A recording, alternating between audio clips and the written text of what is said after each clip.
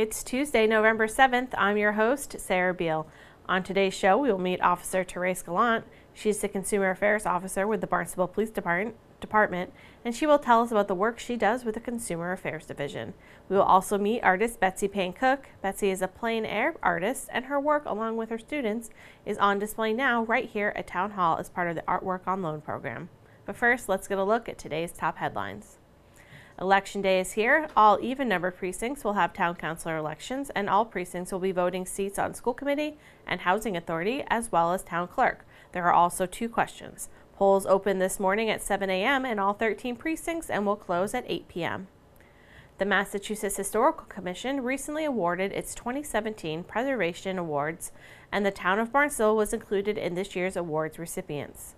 The Barnstable Customs House, also known as the Treasure Museum or the Coast Guard Heritage Museum, was honored for its rehabilitation and restoration.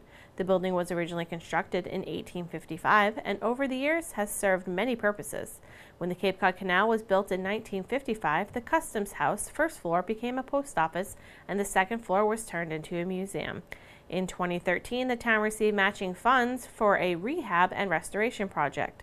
Preservation awards are presented annually to projects that have displayed an outstanding commitment to historic preservation in Massachusetts. A public hearing on changes to various permits and program fees that will take effect January 1st for FY 2018 within the town of Barnstable will be held today at 10 a.m. in the Town Hall hearing room. Information on proposed changes is available on the town website at www.townofbarnstable.us or in the town manager's office. The Town of Barnstable Public Health Division will hold a flu clinic at the St. George Greek Orthodox Church Community Center on Wednesday, tomorrow, November 8th, from 3 to 5 p.m. The clinic is open to town residents only. The fee is $3. For more information, you can call the Health Division at 508-862-4644. The Barnstable Education Foundation will be holding their 3rd annual Run for Success on November 11th at Centerville Elementary School. The races will begin at 10 a.m. and include a 5K and 10K run or a 5K walk. The Barnstable Education Foundation's purpose is to receive, raise, and administer funds for the benefit of the students in Barnstable Public Schools. So come on down on November 11th and support the Barnstable Education Foundation. For more information, please visit www.barnstableeducationfoundation.org. Up next, we'll talk with Consumer Affairs Officer Therese Gallant. Therese, thank you so much for joining us today. You are the Consumer Affairs Officer with the Barnstable Police Department, and you work with the Regulatory Services Division. Let's talk a little bit about your background before we get into what exactly it is you do. Absolutely. Thank you, by the way, for having me here today. I really appreciate it. So started at Barnstable Police Department almost 20 years ago now. Had a number of different positions there. Rode the mountain bikes out on Main Street, worked in detectives for a period of time, patrol. I was a field training officer. It's been a wonderful career, and this is kind of like the icing on the cake for me, if you will. Not a traditional type of policing role, and but it was something that came up, and it seemed like a really good opportunity at the time. Okay. So started over there in June of last year. Wonderful. Yep. So let's talk a little bit about what it is that you do. You kind of facilitate the police department with the Regulatory Services Division, kind of making sure everyone's on the same page. So let's talk a little bit about that. Sure. Okay, so it's kind of evolved as I've been over there, and we started off, so I'm the Consumer Affairs Officer, so technically I'd be working for the Consumer Affairs Division, working with Liz Hartsgrove, Maggie Flynn over there. Richard Scally's in charge of Regulatory Services, and what I have found is I've kind of go between all these entities over there, and it's actually been a very enriching, if you will, opportunity. So, for instance, yesterday, I'm on my way home, and I get a phone call from the station, and they're asking if I'm available, which at that point I wasn't. So, you know, what do you have? Tell me what's going on. And they basically were looking for some assistance. They had gone into a house. They were concerned about the number of apartments in this house, and if there were some maybe Board of Health concerns, that type of thing. So, based upon the information they gave me, they told me the fire department was already on their way. I reached out to building and zoning, and they very quickly and promptly, and I really appreciate all the efforts that they do, they came over and assisted the guys, my guys, out on the road with the situation that they were dealing with, and vice versa. You know, there are complaints or concerns that come into Regulatory Services, Building Division, or Board of Health, Consumer Affairs Office, and I'm asked if there is anything that I can do to help facilitate or assist with that. Now, some of the stuff, I'm responsible for myself, and it's a learning process for me as well. I'm learning on the curve. It's been a lot of fun. I really enjoy it, challenging, which is good for me. And so I think that, with the complaints and things that come in, we use each other as resources, if you will. That's wonderful. I mean, it's great that they were able to call you and you were able to hook them up with the departments and the people that they needed to talk to. I think that's an important, instead of just kind of, kind of making things up as you go along, or just kind of being like, oh, we'll deal with it tomorrow. It's like you knew who needed to be called. And to be honest with you, a lot of our guys, and this is on me, part of what I need to do is get back to the station and speak to my folks, the PD, and kind of let them know what's available for them. Because, I look back on things that I've encountered over the years. I didn't know that these, it's not to say I didn't know, obviously, that we had a building division and we had regulatory services, but I wasn't aware of all the things that they do and the services that they could provide to us, right? And vice versa. So it's been very cool learning these opportunities and options, creative options, to kind of help fix these problems that we encounter on a day-to-day basis. Yeah, kind of bridging that gap between the two things. Absolutely. What are some of the bigger projects you've worked on? I know that you guys have done the underage sting operations, and that includes restaurants and liquor stores. Correct. So let's talk a little bit about that. Sure. So I did my second one this year, my second operation. I'll be honest with you, I try to stay away from the word sting just because it has such a negative connotation to it. I've used it as I often refer to it as the compliance operation. And the reason is because the premise of doing that is to educate our license holders out there. Chapter 138, Mass General Law Chapter 138 addresses alcohol issues for the state. I'm up on some of them. As a police officer, I was not aware of how detailed they can be. And it's been, again, a learning curve for me as well, and working with these businesses. So the underage operation, we did one last year. We just finished our operation this year. We have a couple more things that we're going through relative to that operation. But that started we addressed it through a licensing meeting that we hold specially for on-premise licenses and off-premise licenses. And we did that in April of this year. And an announcement is made at that time that we would be conducting our underage operation in the year 2017. Yep. And then from there, we started posting things. We are required, we have to do a public notification through the media. We do that. We did one through Channel 18, I believe. We had a slide up. Exactly. Letting everybody know it was coming. Thank you very much for your assistance on that. Of course. We also put one up on the Consumer Affairs page, licensing page as well. So it was plastered and everybody was well informed. But people, word gets out. They know it's coming. Part of when I do my presentation, and I know in the past, like Steve Marr would do it, Steve Esty has done it as well, we discuss what we're looking for. We go through the compliance guidelines. We're going to have somebody who's going to be under the age of 21. They're not allowed to look older. We don't make them look older than they are. It's very basic. It's very straightforward. They don't go in with identification. They are provided funds by the Barnstable Police Department. They're under observation from the time they go in to the time that they come out. And all we're looking for is the businesses to do their job, which is ask for ID. If someone looks like they're underage, you should be doing your job and asking for ID. So we kind of go through that with the meetings that we hold. And it is not meant to be punitive, if you will. It is meant to be educational. It's to remind people this is your job and this is what we expect of you. What I have found is that managers, the owners of the businesses, they get it. They understand, and they understand the importance of this. And it's not to say when we find them not compliant, that they don't understand the importance. It's an honest mistake. It's not willful, it's not malicious, it's not intentional. Right. So we're not looking to punish people, but we are looking, I equate it to, in the meeting I would be like, it's kind of like you're getting the answers to the test before the test actually takes place. So if there is a failure on the test, then you're brought to, let's say, the principal's office. In this particular case, you're brought before the licensing authority to address what happened and to make sure that it doesn't happen again in the future. And I'm sure that the police department, would love it if everybody passed. Oh my God. You are not looking to catch people. You are just doing, like you said, it's a compliance check to make sure that they're following the rules. if everybody passed, you guys, I'm sure, would be over the moon. I would be absolutely thrilled, and I've said that at the meetings. My hope is that, you know, the next year, obviously, that we have 100% compliance. This is an operation that requires, Lieutenant Mark Cabral is part of the process. He ends up filing a lot of our paperwork for our grants that we receive to support this.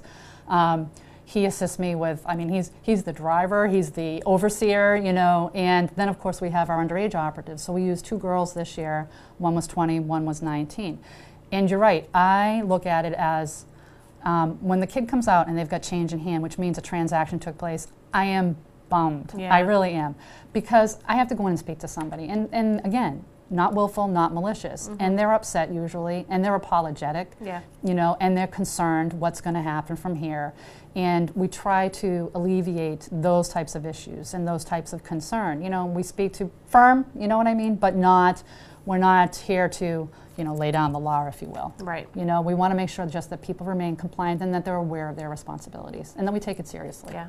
It's a very serious issue, and it's important that everybody takes it seriously. And I know that I am so glad that you guys do this, because it's underage drinking is, you know, it's an issue. So well, it's a huge problem, and you know, one of the things that we had addressed at our compliance at the meeting in April of this year was, you know, the stats relative to that. You know, we know that underage drinking, that those that you know, kids that drink that are underage have a tendency, there's, you know, criminal activity that's involved with that. I'm not saying every case, but oftentimes, you know, obviously future addiction issues that we're concerned about. You know, are there problems that are going on that are being masked by the fact that they're drinking, you know, and other things that we need to be looking at to address those. Those are all the things that run the gamut. And we don't want future alcoholics. You know, we want healthy kids who are part of our community and thriving and moving on and doing good things for themselves, you know. Wonderful. Is there anything else that you want to make sure we let our viewers know about before I let you go today? Just a couple of quick things. So part of my position, not only just doing obviously the alcohol compliance checks, a lot of the things I do as well as work with the Class 1, Class 2 auto dealerships, weights and measures taxis, private parking lots. I work with a wonderful group of people over at 200 Main Street who provide such services to this town, and it really has been enjoyable getting to know everyone over there. I'm thankful again for that opportunity, and like to be a dork, you know, like a shout out, if you will. So I couldn't have done this obviously without the support of the Barnstable Police Department. So, you know, with the chief, the 2 deputy chiefs, Deputy Chief Sonneman, Deputy Chief Balcom, I've had the opportunity to work for both. You know, Lieutenant Murphy, he's an appointed to the board by the chief. He helps me with a lot of the stuff coming my way, particularly as a newbie. Yeah. You know, like, I think this is the road I want to go. What do you think? I appreciate all the folks out there, the businesses that I deal with. They've been very patient with me. It's been a learning curve for all of us. I look forward to continuing to grow in this position and assist them, and myself, obviously, in accomplishing the huge things that we want to do here. That's wonderful. Well, thank you so much for coming Thank you very much for having me. I really appreciate it. I do too. My guest today is Consumer Affairs Officer Therese Gallant. Coming up next, Arts and Culture Coordinator Melissa Chartrand interviews plein air painter and teacher Betsy Payne Cook. I'm Melissa Chartrand. I'm joined with artist Betsy Payne Cook. We are here at Town Hall in the hearing room here today to talk about the Artwork on Loan program. Betsy, I'm so excited that this is not only about the Artwork on Loan program, it's actually a combination of 2 of the programs the town of Barnstable supports, which is the excursions out at Sandy Neck Beach, out to the halfway point, the house out at the halfway point, and our Artwork on Loan program, which features artwork by local artists in both our hearing room and Selectmen's conference room. So thank you. You are a part of both of these programs. I know, it's wonderful, isn't it? So it's great to talk to you about it. Now, what you do is you run some of the workshops out at Sandy Neck Beach. Correct. I've been doing it. This is coming into my 3rd autumn. Doing the workshops out at Sandy Neck, and it's really nice because, you know, we've been there in the fall, the winter, and the spring, and the artists get an opportunity to, you know, see the changing weather and the changing environment and paint, whether it's oil, pastel, watercolor. Now, let's talk about first painting outdoors. That certainly is a different, quite the different setting than having an in-studio workshop, and you run both, so Correct. Let's talk about that a little. My preference always is to paint outdoors. There's you know, that natural feeling of being in the location that you're painting, where you can really capture those moments of the atmosphere, the weather, you know, the changing light, you know, things that are happening around you that a photograph just doesn't capture. So I think that the plein air itself, which is the outdoor painting, really is something that I love. It takes some people a little bit to get used to because there are challenges in the equipment, preparing yourself, and also the speed at which you have to work because of the changing light. Right, because you paint right there. It's not taking a photograph for later. Right. Well, we do take photographs for later because there always are those opportunities where maybe a storm will come in or the light will shift, or you know, you wound up standing someplace and it's extremely buggy and you need to move on. So it's good to have those photo references, but the idea is not to rely on the photo. So it really is an opportunity to observe, but also to step away from the confines of the 4x6 photograph that you can get trapped in. Sure. Yep. Sure. Now, are the artists that you bring out there, are they, where do they range in ability? Oh, I have brought people that have never set foot outside painting to people that have been doing it for a while. So it ranges. And, you know, I love the opportunity to be able to work with people that are experienced, but also to, you know, give hints, tips, and directions for the people that, you know, they're the newbies. Sure. Yep. And to see their progress. I know, it is. That's the part that's really lovely, especially, you know, people that have relied on photographs and, you know, are taking this opportunity to really branch out and to see their change, especially some of the people that have been coming out with me since 2015. You know, now you can really see a difference in their artwork.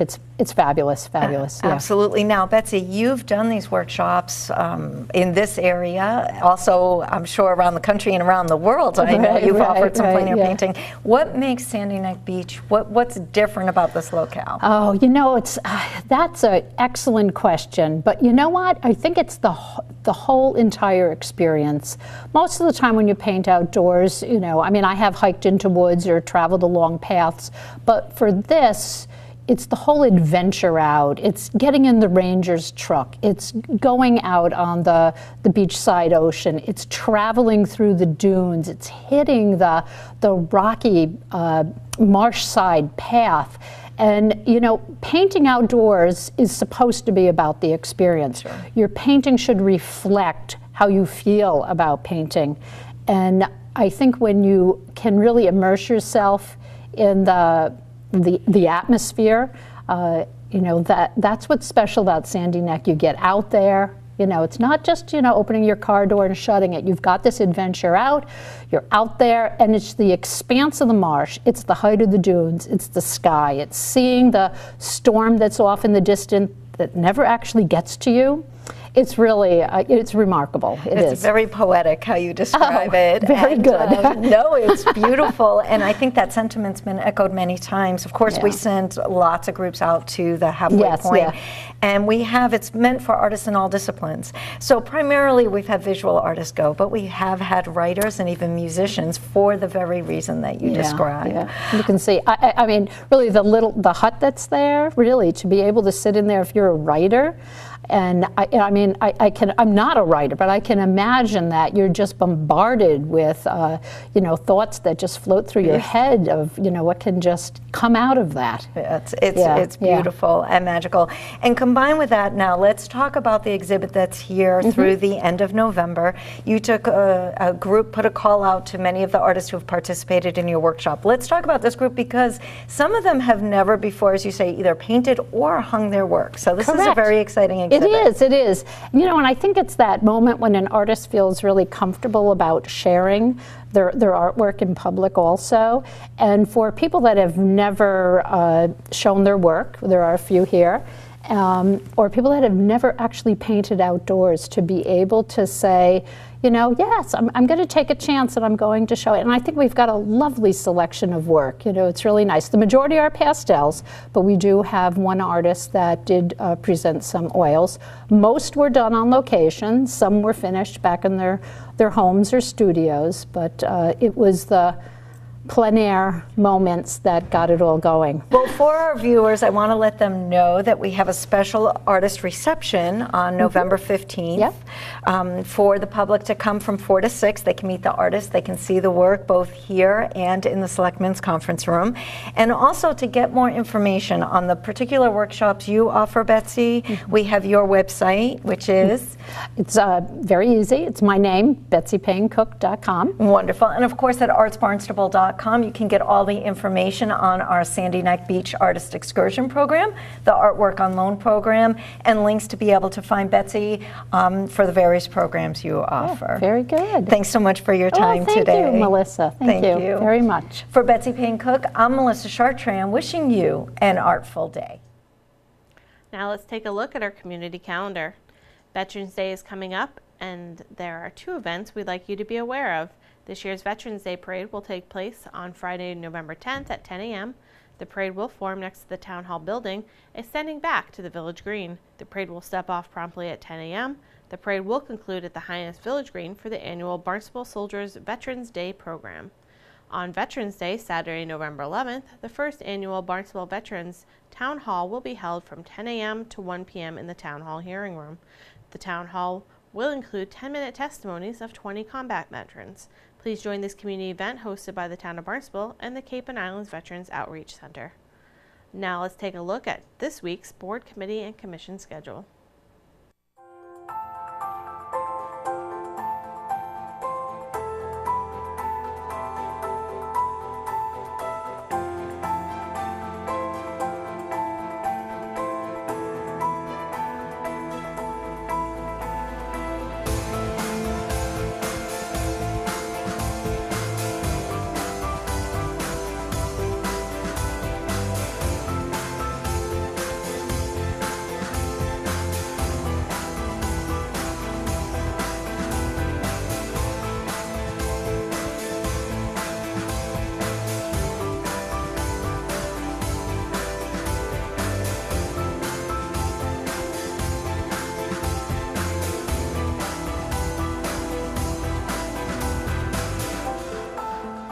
Thanks for joining us today. We'll be back tomorrow with another great show. We'll have an update from the police department. We'll check in with Madeline Noonan, Director of Senior Services. And finally, we'll get a transportation update from Steve Tupper with the Cape Cod Commission. All of that and more for Barnstable Today. I'm Sarah Beal.